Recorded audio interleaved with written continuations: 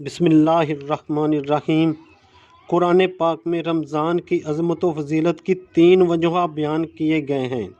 Number 1، نزول قرآن یعنی اسی مہینے میں قرآن پاک نازل ہوا۔ نمبر 2، لیلۃ القدر یعنی اسی مہینے میں ایک رات ایسی مبارک ہے کہ وہ خیر میں 1000 مہینوں سے بہتر ہے۔ نمبر 3، فرضیت صوم یعنی اسی مہینے میں روزے مسلمانوں پر فرض کیے گئے ہیں۔ انہی فضائل کی بنا پر نبی کریم صلی اللہ علیہ وسلم نے اس کو اللہ کا مہینہ کہہ کر اللہ رب العزت کی طرف نسبت کا شرف بخشا ہے اور اس کو تمام مہینوں سے افضل قرار دیا ہے۔ نزول قرآن پاک کا ارشاد ہے، سورہ بقرہ آیت نمبر 185، رمضان کا مہینہ وہ مہینہ ہے جس میں قرآن پاک نازل کیا گیا ہے، جو سارے انسانوں کے لیے ہدایت ہے، جو راہ حق دکھانے والی واضح تعلیمات پر مشتمل ہے اور حق و باطل کا فرق کھول کر رکھ دینے والی کتاب ہے۔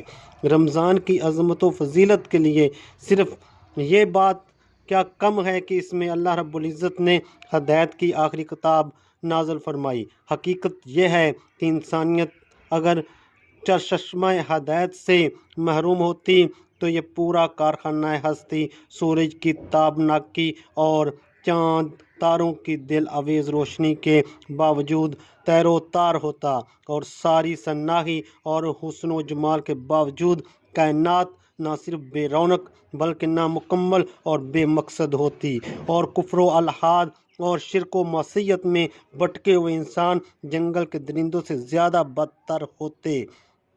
قرآن پاک میں سرزمین پر ہدایت اور روشنی کا ایک ہی سر چشمہ ہے، جو اس سے محروم ہے وہ یقیناً ہدایت اور خیر سے محروم ہے۔ لیلۃ القدر قرآن پاک میں صراحت ہے کہ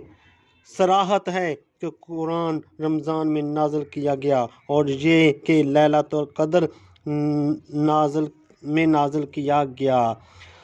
سورہ قدر، ہم نے اس قرآن کو شب قدر میں نازل کیا اور تم کیا جانو کہ شب قدر کیا ہے؟ شب قدر 1000 مہینوں سے بہتر ہے۔ اس میں فرشتے اور روح الامین اپنے رب کے حکم سے ہر ایک کام کے انتظام کے لیے اترتے ہیں۔ سلامتی ہی سلامتی ہے یہاں تک کہ صبح ہو جائے۔ اس کے لازمی معنی یہ ہیں کہ لیلۃ القدر رمضان ہی کی کوئی رات ہے اور حدیث میں وضاحت ہے، اس میں ایک رات ہے جو 1000 مہینوں سے بہتر ہے۔